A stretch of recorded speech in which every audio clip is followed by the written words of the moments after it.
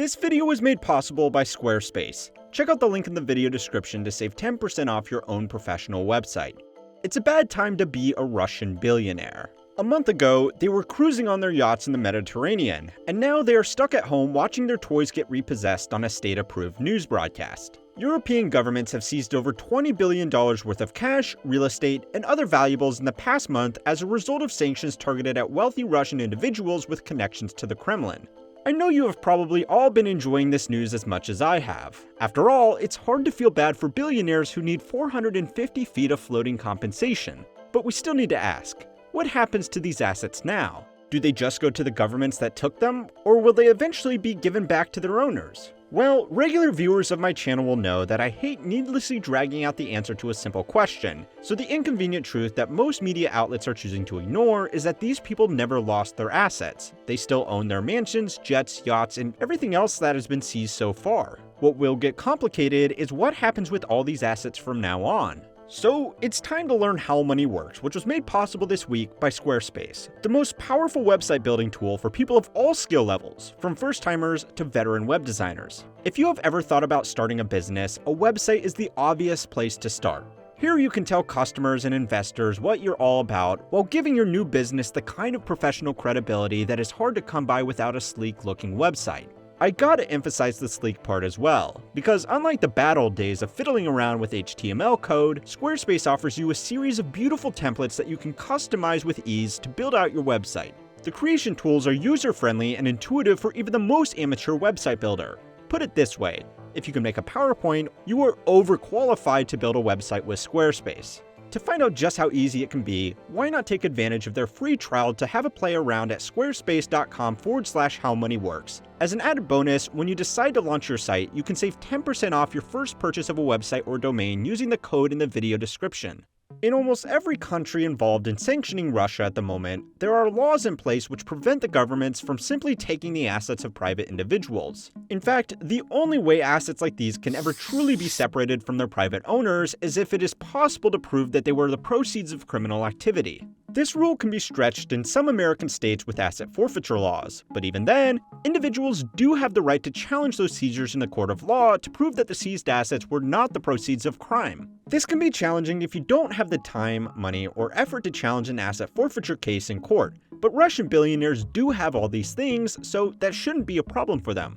It's important to stress that not all Russian billionaires are affected by these asset seizures. It's only a few dozen individuals and related members who are directly listed in US and EU sanctions. The crimes that these individuals are being accused of are very complex and span multiple national jurisdictions. It's highly likely that court cases involving these assets will carry on for decades. In the meantime, the assets are just frozen. Frozen assets still belong to the original owner, whether it's a company, trust, or individual. Frozen assets, however, cannot be sold, used, or benefited from in any way, financial or otherwise. So, these yachts cannot be used by their owners for a weekend on the Mediterranean, obviously. They can't be sold, and they also can't be chartered out. Some of these yachts are rented out for hundreds of thousands or even millions of dollars per week. A yacht once chartered by Jay-Z and Beyonce for €3 million was recently seized by the Dominican Republic, and this particular asset is now frozen on the suspicion of being the proceed of criminal behavior related to the sanctioned individual. That suspicion is worth talking about, because one of the big challenges is going to be proving that the sanctioned individual actually owns the assets in the first place. Russian billionaires are some of the most creative people in the world when it comes to asset protection and identity masking business structures. In a video that I made at the beginning of the year, I spoke about the Paradise Papers, which were the latest in a long line of accounting leaks that exposed a series of trusts and holding companies around the world that were set up with the sole intention of legally separating valuable assets from their owners' questionable sources of income.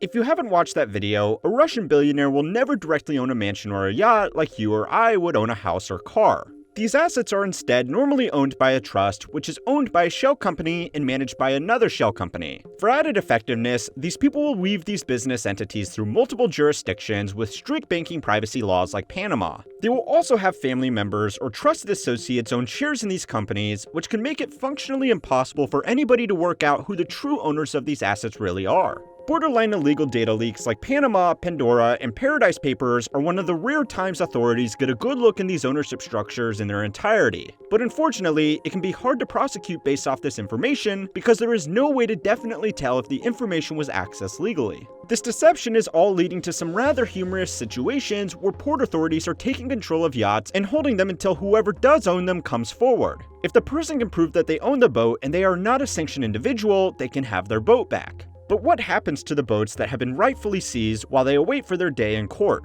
Some assets are very easy to freeze. Bank accounts, shares, bonds, and even crypto accounts can be frozen by authorities with a simple phone call to the institution managing the accounts. These assets can sit untouched for years and they won't change at all. Non-financial assets are different though. We have already seen news reports of yachts and planes turning off their trackers in an attempt to avoid capture while they flee back to Russia. But even if countries are properly able to take control of these assets, the problems are only just beginning. Most estimates put the running cost of yachts between 10 and 15% of their value every year. That means a $100 million yacht is going to cost up to $15 million a year to maintain. Unlike a bank account, if these boats are left unchecked, they will deteriorate very quickly. If these boats, jets, and villas are simply left to sit, then the rubber components on the engines start to crumble. Rainwater gets in, sunlight degrades the plastic, salt water will begin to corrode the hull, and if left unattended for long enough, these boats could simply just sink.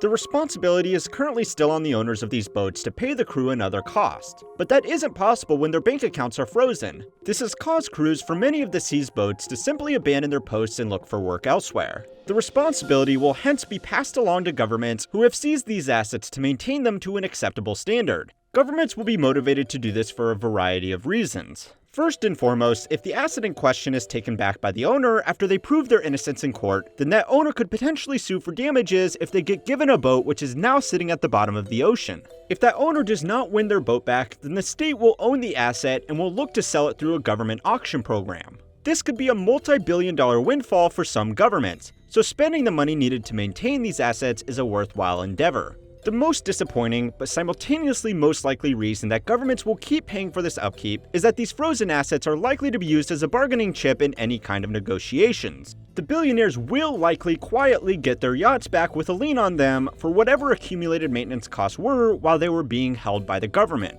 It really is just like the world's fanciest impound lot. If you thought this video was going to be about rich people actually having to pay for their crimes, then I'm sorry. That's just not how money works. But if you want to find out how you too can circumvent justice with your own assets, then go watch my video on the Paradise Papers to reverse engineer the financial systems that billionaires use to make sure it's impossible to take their money away. Thanks again to Squarespace for making it possible for everybody to keep on learning how money works.